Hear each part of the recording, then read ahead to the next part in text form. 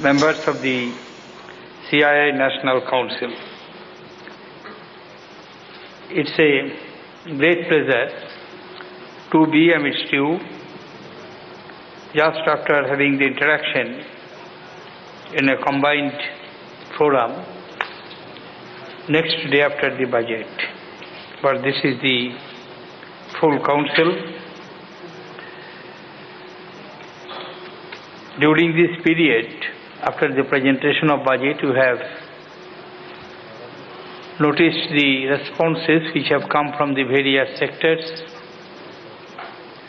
and your own observations and participations are known to the whole country and outside through the media. But as a political activist and parliamentarian, we had another forum where I had to take some time to set the business in motion. After Holy Holiday, fortunately, the business has been set in motion. Debate on the motion of thanks are going on. General debate and my response to the general debate will take place around the middle of the month. Therefore, at this time, I would just like to take this opportunity of explaining some of the features of the budget which I have already done. What I am going to tell you are nothing new. In some forum or other it has been articulated, but perhaps collectively at this time, as you know, when Parliament is in session, nothing what has not been said can be said outside the Parliament. Only it can be said in the Parliament. But what has already been said, what is in the knowledge of public, that obviously can be interpreted, articulated. Now, first of all, I would like to explain the situation in which we had to formulate our budget proposals. It was mixed. At the beginning of the financial year,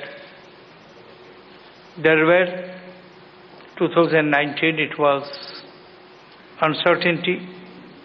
At the end of the year 2019, there were hopes of recovery. Within the campus of the 12 months, these two different pictures were there.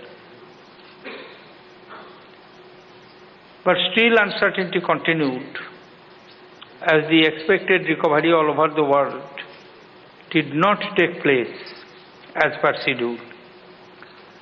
And in addition to that, we had the domestic problems which were reflected in the deficient monsoons, resulting in the shortfall of the kharif production. But I must take this opportunity of congratulating you, your members and associates, the excellent way you have faced the challenges. And if the industry did not respond the way it has responded, I am afraid it would not have been possible to achieve the success. I won't say it is full success, limited success. Even this limited success would not have been possible. Just take the example of the fourth quarter growth, third quarter growth. You have noticed that first quarter it was 6.1%, second quarter it was 7.9%, but third quarter it came down to 6% because of the negative contribution of agriculture to the extent of 2.8%, minus 2.8%. Despite that, we have been able to maintain 6% thanks to the contribution made by the manufacturing sector and service sectors. And 18% growth in the manufacturing sector really speaks of the accomplishment made by Indian industry, and I salute them. The world economy still continues to be struggling to come out of the crisis. Though recovery is being witnessed across certain economies, it is still dependent on government measures, and unemployment rates continue to be high. Positive signs are seen in the gradual revival of the world trade and return of confidence in the markets. Today, if the Indian economy has proved to be resilient and is back on track, it is due to the significant part of your confidence and your performance. We have seen GDP climb back from 6.7% in 2008-9 to 7.2% as per the advanced estimates of CSO.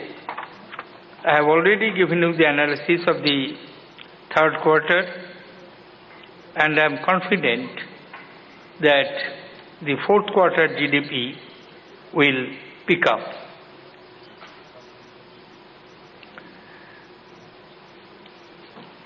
Budget 2010-11 has been presented in this particular backdrop of economic recovery from the slowdown we faced in last 2 years. Before we were hit by the unprecedented economic crisis, we were on the steady path of fiscal consolidation and high GDP growth. When the crisis set in, to insulate the Indian economy from the global impact, we had to adopt counter-cyclical fiscal policy with tax cuts and expansion in expenditure to create enabling environment for speedy recovery. Due to this policy, there was a short pause in our efforts towards fiscal consolidation. One of the major guiding principles behind formulation of the budget of 2010-11 was to bring the fiscal consolidation process back on track and at the same time providing sufficient allocations to the priority sectors.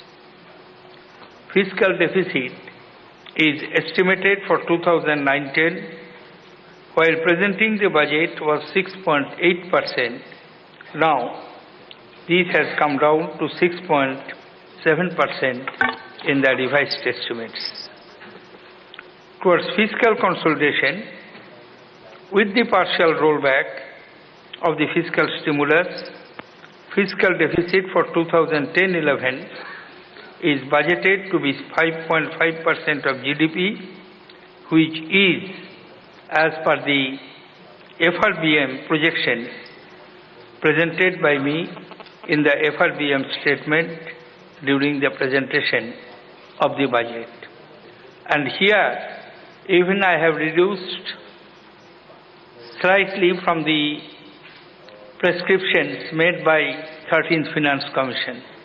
They allowed me to have the fiscal deficit at 5.7% for the year 2010-11.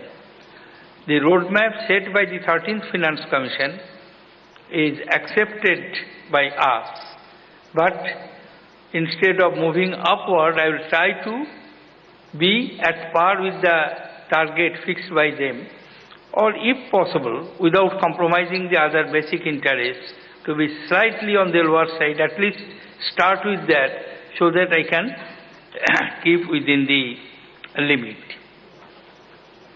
In this budget, on one hand, I have introduced the tax reforms which form part of the bigger tax reform strategy, and on the other hand, I have allocated required resources for the priority sector to ensure growth with inclusiveness. I hope that this budget will help us consolidate the gains from the recovery process. However, there is no room for complacency regarding our economic growth. Recovery continues to be driven by government stimulus, spending, and is not completely broad-based. Therefore, I have placed great growth at the center of the budget.